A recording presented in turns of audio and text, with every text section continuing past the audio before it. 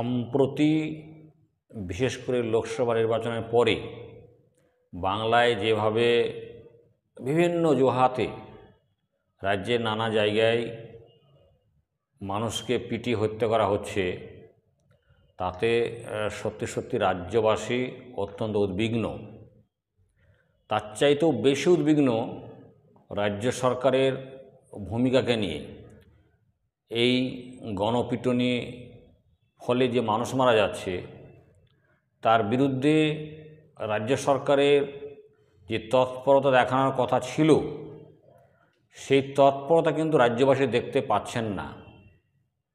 পাশাপাশি এটাও অত্যন্ত দুর্ভাগ্যজনক যে বিরোধীদের যে সমস্ত রাজনৈতিক দলগুলি আছে, সেই সমস্ত রাজনৈতিক দলগুলির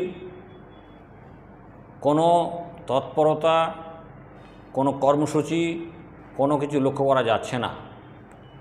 ফলে রাজ্য সত্যি সত্যি একটা অন্ধকার দিকে এগিয়ে যাচ্ছে বলে আমরা মনে করছি। এই মুহূর্তে যেটা দরকার, যে রাজ্যবাসী ঐক্যবদ্ধভাবে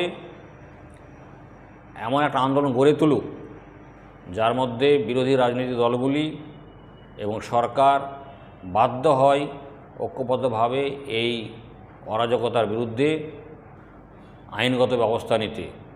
পাশাপাশি আমরা মনে করি যে পুলিশ প্রশাসনের মধ্যে একটা ভালো অংশ, তারা হিন্দুত্ববাদী যে রাজনীতি বা হিন্দুত্ববাদী যে মানসিকতা, তার দ্বারা পরিচালিত হচ্ছে। এই পুলিশ প্রশাসনের একটা বড় অংশ, তারা লয়ের দ্বারা, আইনের দ্বারা পরিচালিত হচ্ছে না, তারা পরিচালিত হচ্ছে আইডিওলজির দ্বারা। তাদের মাথাতে কাজ করছে হিন্দুত্ববাদী আইডিওলজি, ফ্যাসিবাদী আইডিওলজি।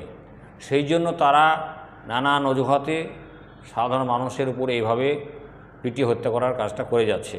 সেই ক্ষেত্রে রাজ্য সরকার যদি তাদের শক্ত হাতে পুলিশ প্রশাসনে যারা এই গণপিটুনিতে হত্যার দায়ে হত্যার ঘটনার সাথে জড়িত, তাদেরকে শক্তভাবে আইনের আওতায় এনে আইন অনুযায়ী বিচার না করেন, বিচার করতে ব্যর্থ হন, তাহলে আগামী দিনে রাজ্যে যে বিশৃঙ্খলা তৈরি হবে, তার জন্য রাজ্য সরকার বেশি দায়ী থাকবে।